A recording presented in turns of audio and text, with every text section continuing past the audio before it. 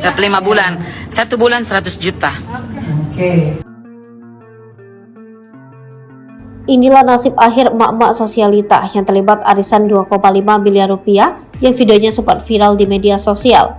Setelah video arisan emak-emak sosialita dapat 2,5 miliar rupiah, Direktorat Jenderal Pajak Sulawesi Selatan, Sulawesi Barat, dan Sulawesi Tenggara pun turun tangan melakukan pemantauan. Salah satu cara yang dilakukan DJP Sulsel Bartrah adalah memanggil emak-emak peserta arisan 2,5 miliar rupiah yang menjadi wajib pajak.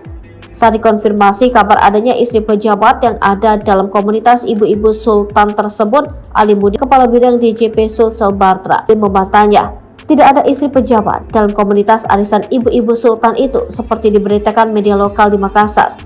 Mana bisa istri pejabat bisa arisan sebesar itu mencapai 100 juta rupiah per bulan, bantahnya. Ali Mudi menegaskan jika arisan ibu-ibu sultan tersebut semuanya merupakan pengusaha skincare di Sulawesi Selatan.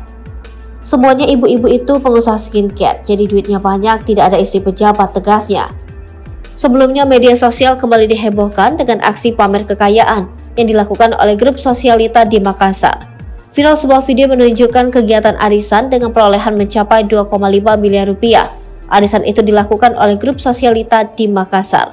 Bahkan ada video yang beredar, terdapat segepok uang pecahan 100.000 dan 50.000 rupiah yang terpampang di antara kerumunan sosialita tersebut. Usut punya usut, rupanya setoran untuk arisan sosialita itu adalah 100 juta rupiah per bulan.